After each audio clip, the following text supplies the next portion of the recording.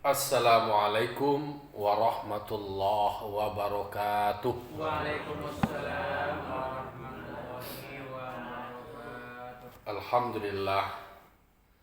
Alhamdulillahilladzi an'amana bi ni'matil imani wal islam. Asyhadu an la ilaha illallah wahdahu la syarikalah wa asyhadu anna Muhammadan abduhu wa rasuluh sallallahu alaihi wasallam la nabiyya ba'dah ma ba'du. Qala rabbi shrah li sadri wa yassir li amri wahlul 'uqdatam min lisani yafqahu qawli. Bapak-bapak, ibu-ibu, kaum muslimin dan muslimat, jamaah subuh Nurul Jihad yang dimuliakan Allah Subhanahu wa taala. Puji serta syukur senantiasa kita mohonkan kepada Allah Subhanahu wa taala. Semoga kita selalu menjadi orang yang bersyukur, menjadi orang yang tahu diri dengan mengetahui bahwa nanado di awakku adalah pemberian dari Allah Subhanahu wa taala, maka menjadilah awak orang yang bersyukur. Secara lafaz kita membacakan alhamdulillah. Secara hakikat kita mengarajuan anan disuruhan di Allah taala, meninggalkan anan dilarang dari Allah Ta'ala. Itu adalah bahagian dari wujud rasa syukur kita kepada Allah. Salam dan salam kita kirimkan kepada arwah junjungan kita Nabi besar Mustafa Muhammad sallallahu alaihi wasallam, yang telah membawa umat manusia dari zaman jahiliyah, dari zaman gelap gulita. Kalau anak-anak kini mengajar dari zaman unta ke zaman Toyota, dari zaman jahiliyah kepada zaman Islamiyah, dari zaman Siti Khadijah sampai ke zaman Siti Nurhaliza. Bapak-bapak, ibu-ibu, jamaah yang dimuliakan Allah Subhanahu wa taala, bahwa Nabi Muhammad sallallahu alaihi wasallam itu bagi kita adalah panutan, dan itulah ditegaskan di dalam Al-Quran. Laqad kana lakum fi rasulillahi uswatun hasanah. Sungguh ada pada diri Rasul itu suri tauladan atau contoh terbaik. Makanya dalam setiap perkataan beliau, perbuatan beliau, takrir beliau, kok kato memang layak untuk diikuti. Lalu perbuatan layak untuk dicontoh. Seyogyanya kita sebagai umat Nabi Muhammad, tentu naknya kato nan keluar dari mulut kita itu adalah kato-kato yang menjadi, kalau bahasa awak, ia menjadi perintah. Perintah dalam artian bahwa bisa dikarajuan elok, bernilai positif. Sehingga kalau seandainya kok keluar dari mulut awak sesuatu yang tidak elok raswedo, mangko ada pilihan, hendaklah kamu diam.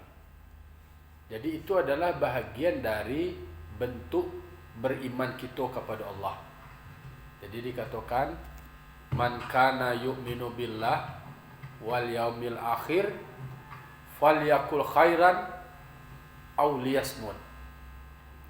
Siapa beriman kepada Allah dan beriman dengan hari akhir, maka hendaklah dia berkata dengan perkataan yang baik. Itu tanda orang beriman.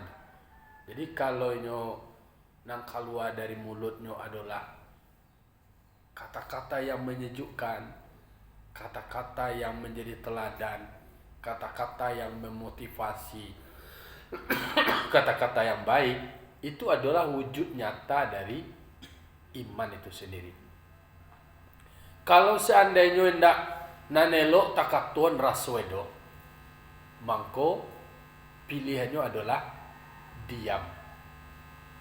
Berarti dalam konteks kok ini diam kau bisa bernilai emas.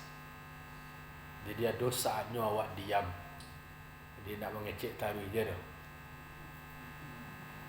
Ada pikiran dulu. Jadi orang Minang memanglah menyebutkan pikir palito hati nanang saribu aso. Jadi memang pikirkan apa yang akan engkau katakan. Jangan katakan semua yang engkau pikirkan. Jadi awak pikiran dua kira kata awak kau kecek awak kau elok tu endak. Baca kak na orang dek. Batangka na orang dek. Eboh na orang dek. Mangko dipikiran itu.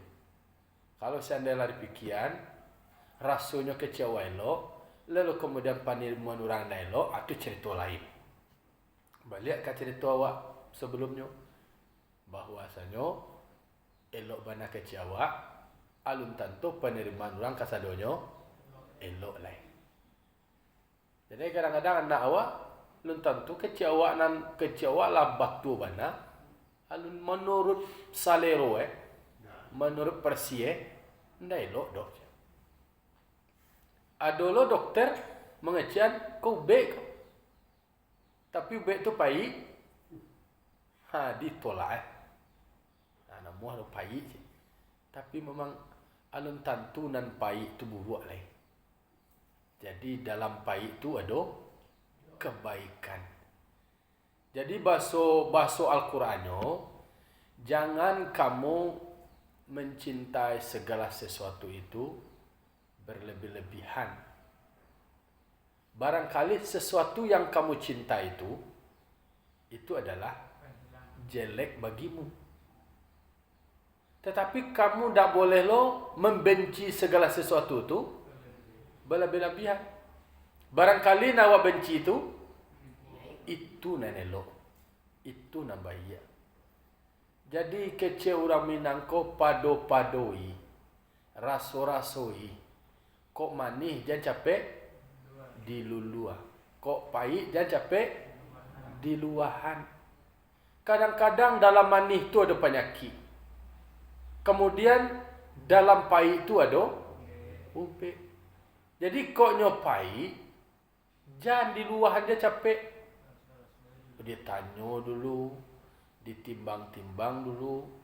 Nah, jadi ada beberapa hari lampau ambo diskusi terkait dengan soal sesuatu yang dilarang. Jadi anakku kalau dilarang, kadang-kadang kan ada penasaran. Nah, dilarang mengko tua tu mabuk tu dilarang. Karena memang di dalamnya ada kemudaratan. Tetapi karena dilarang, akhir orang mencuba jo, syukur. Kalau seandainya mabuk-mabuk kau tidak dilarang dah, kadang-kadang mungkin orang tak penasaran lah. Tapi itulah kita kok dalam nan dilarang tu ingin mencoba-coba. Bahkan ada semacam kebanggaan, ada semacam kesenangan tersendiri mengarajuan sesuatu tu melawan arus.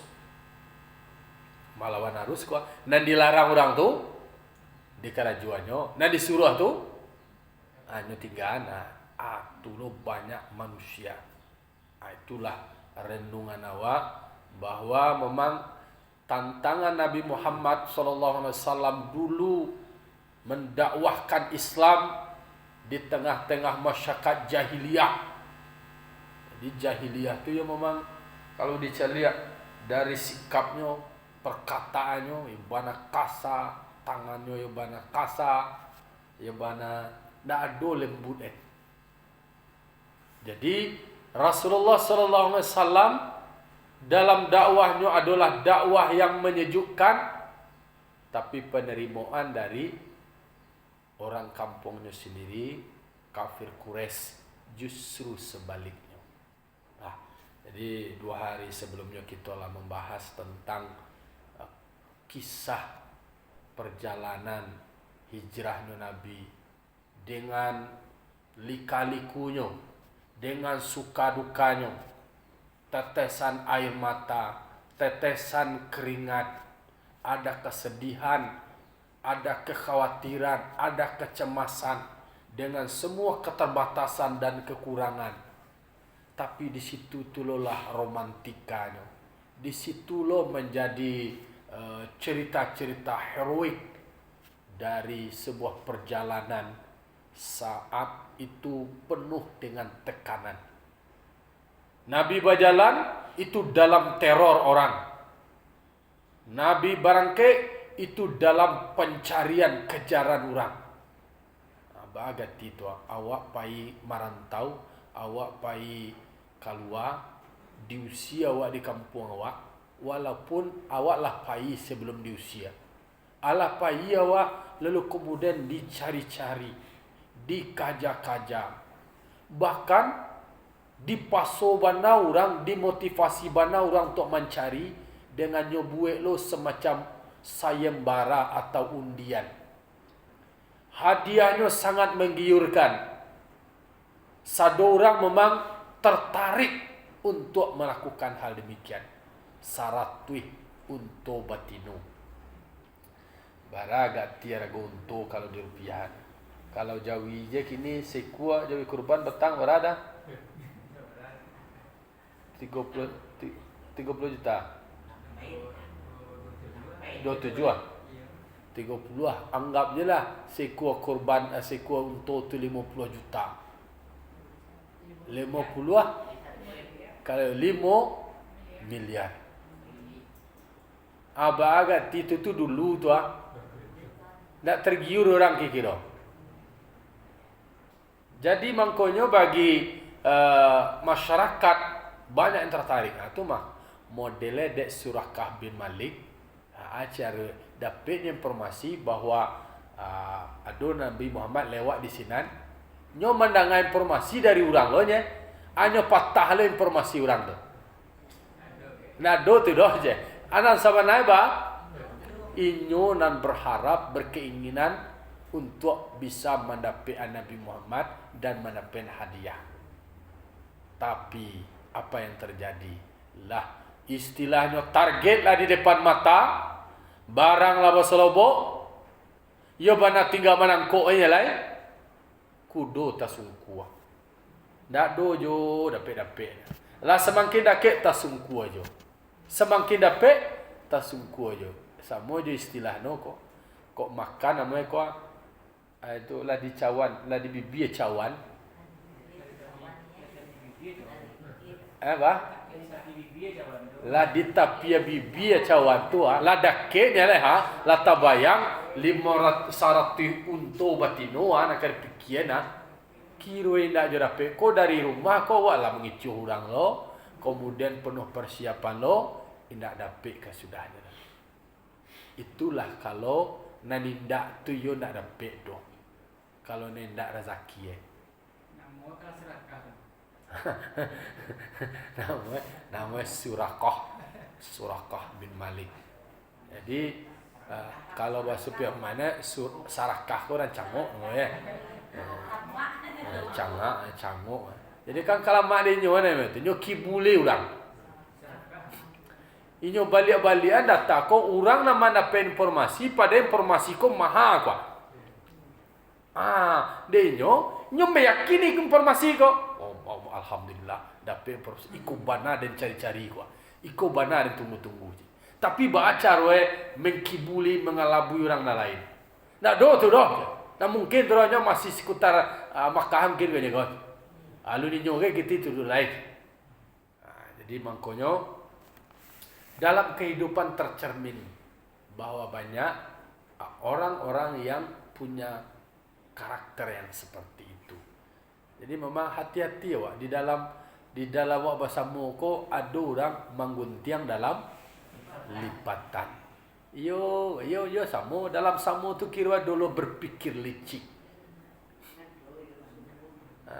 Itu yang terjadi dalam sejarah. Tapi apa yang terjadi? Nabi Muhammad dijaga Allah. Nabi Muhammad itu adalah maksum, dipelihara Allah. Tidak donan bisa menemukan Nabi Muhammad. Walaupun ada orang berselobok ya Nabi Muhammad, ditanya bana Abu Bakar, di Abu Bakar memang cara bahasanya itu adalah bahasa apa tuh? Diplomatis. Orang nan menunjukkan kami ko kepada jalan yang benar. Oh, berarti kau tukang tunjuk jalan kan ya kau. Dah menyangkut tu lain, dah donya cari na tu lain.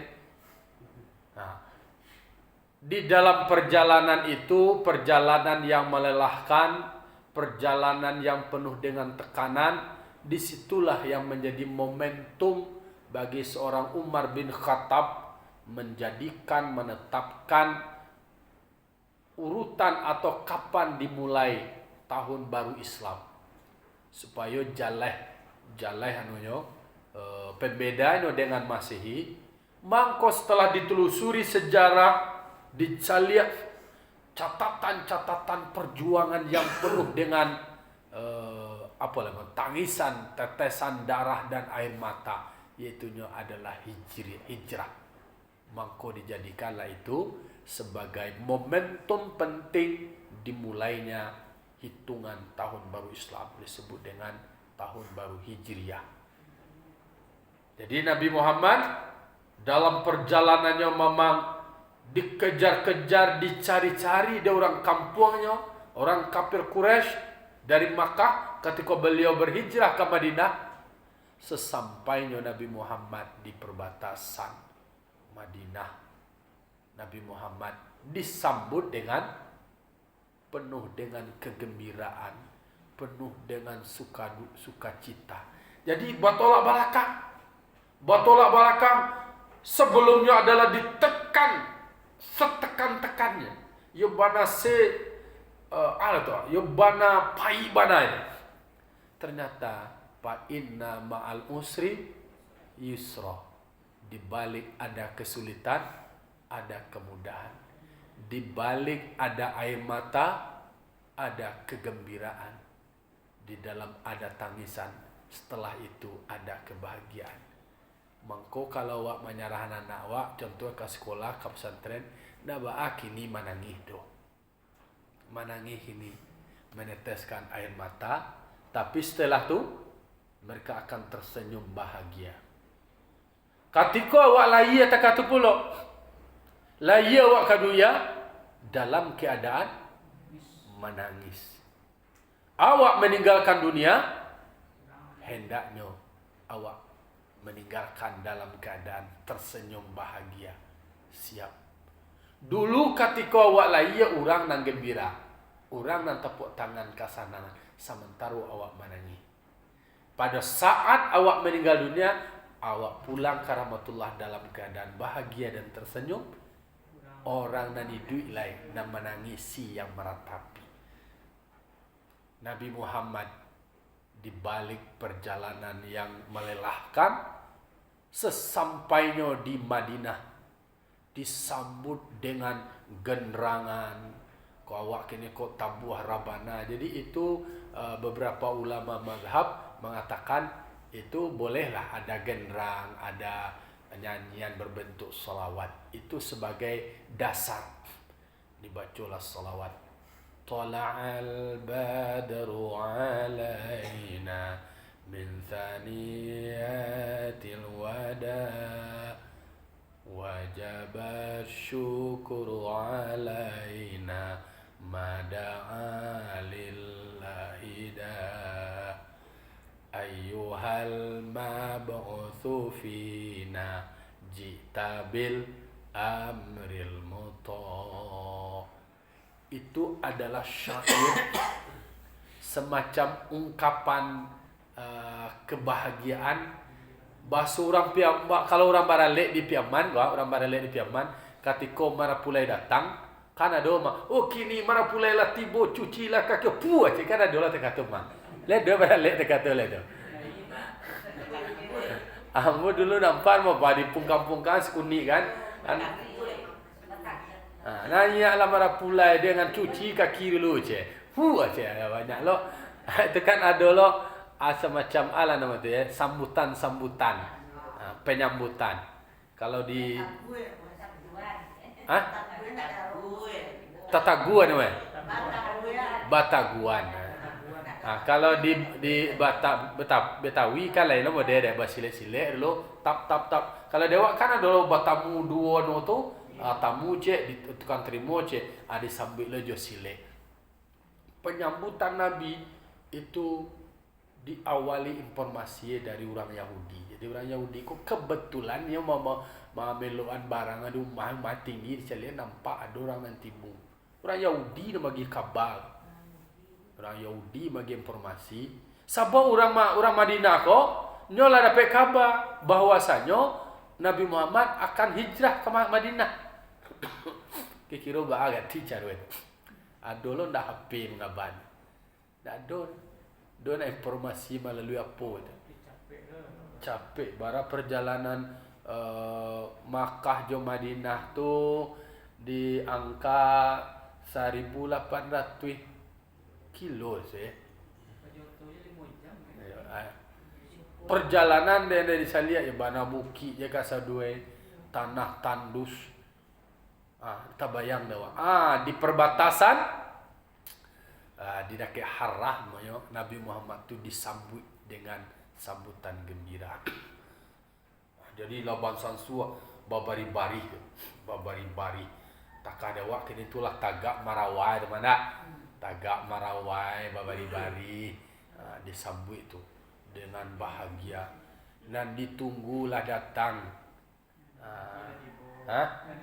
nanti-nantilah tiba lah senang hati kita. Itulah pakai mic lah tu. Dulu ada pakai mic lah. Jadi itu sebuah gambaran memang jangan pernah meratap sekian banyak orang banci kau, semakin banyak orang nak suka kau. Sadarlah, yakinlah bahwa ada orang yang mencintai kita. Kalau awak lebih baik, tapi kalau awak cingkah orang tu siapa kan suku je awak. Nang suku lo cingkah awak tu yo geng-geng cingkah tu lo nya. Tu kelompok-kelompok tu lo. Ayo siapa nama kawan je orang narkoba tu lo nang bahagia na senang. Kawan je buku tukang judi itu lo kawan senang lo tie. Jadi makanya disambut Nabi Muhammad lalu kemudian dengan penuh kegembiraan.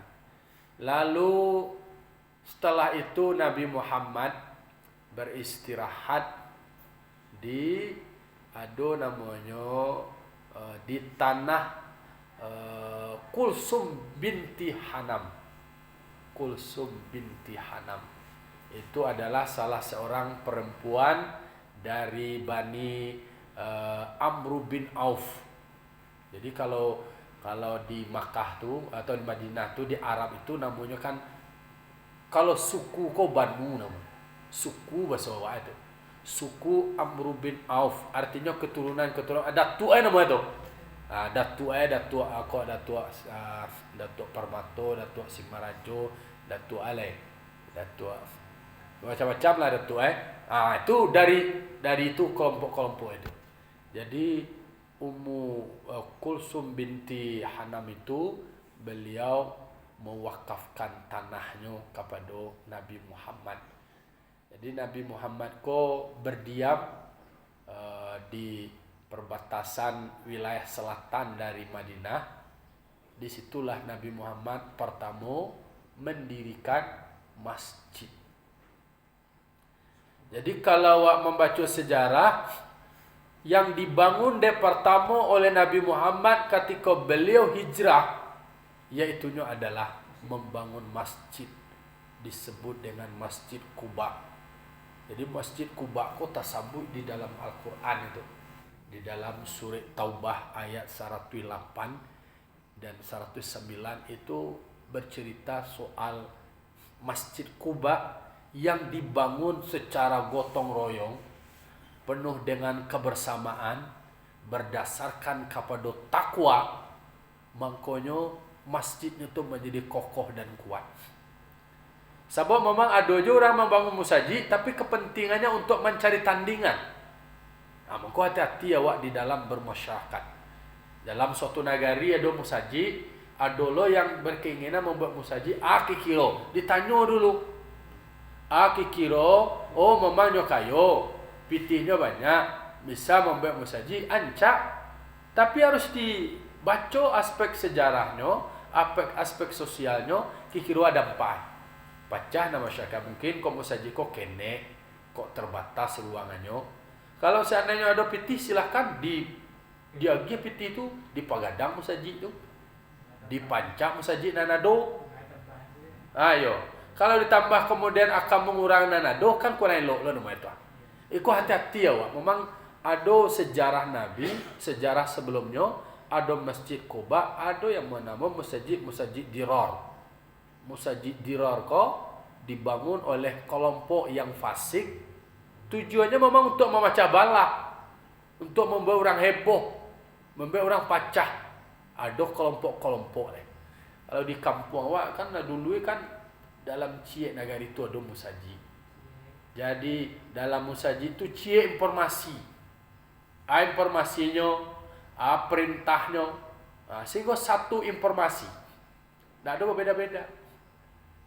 Ikut dasar dibangunnya dek Nabi pertamanya masjid itu adalah berdasarkan nilai ketakwaan, kebersamaan, pemersatu, menyatukan dan kemudian menguatkan, kemudian mengokohkan, membangun pikiran, membangun hati supaya memang tetap kompak, tetap kuat dan tetap solid.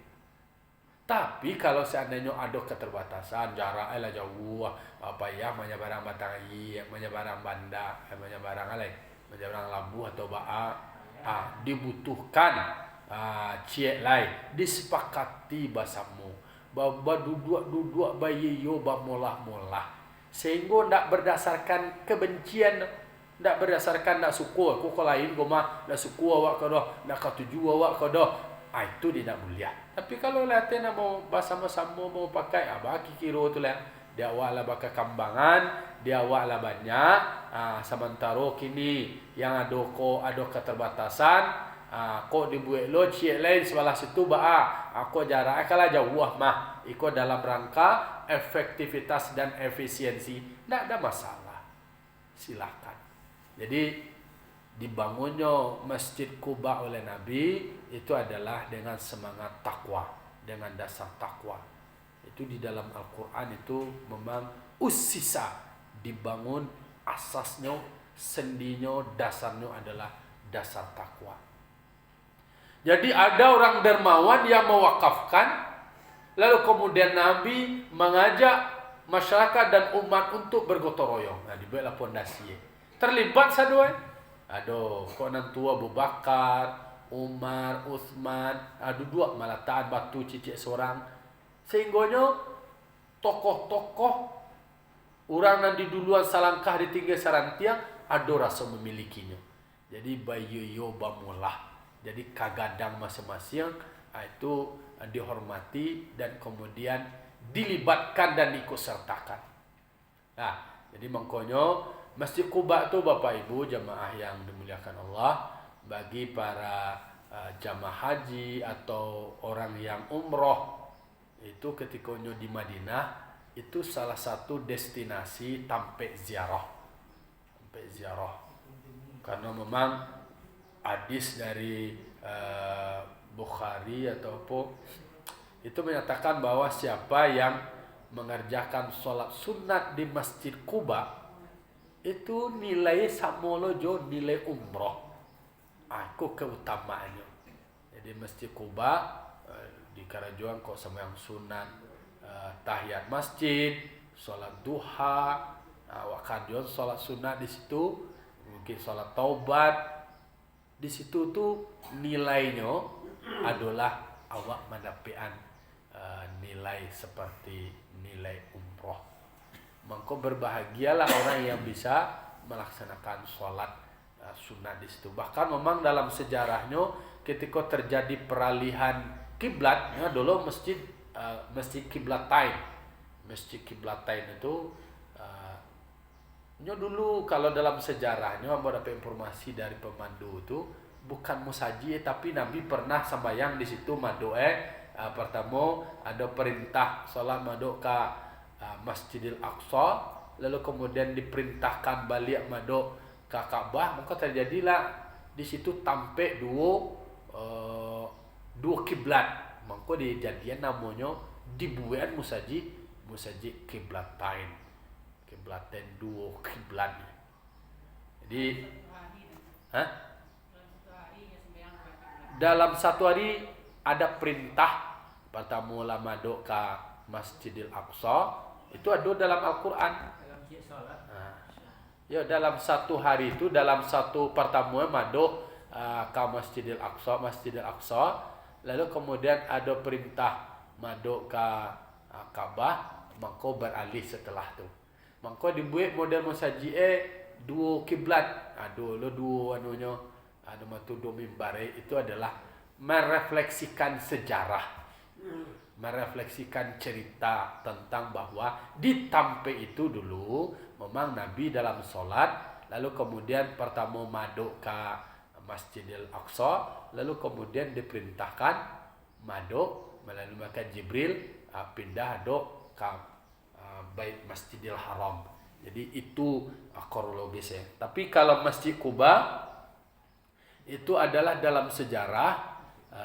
Memang tentu ketika ada terjadi peralihan itu awalnya tentu maduk Masjidil Aqsa loh. Lalu kemudian menyesuaikan maduk ke Masjidil Haram. Karena memang Masjid Kuba adalah masjid yang pertama yang dibangun oleh Rasulullah sallallahu alaihi wasallam.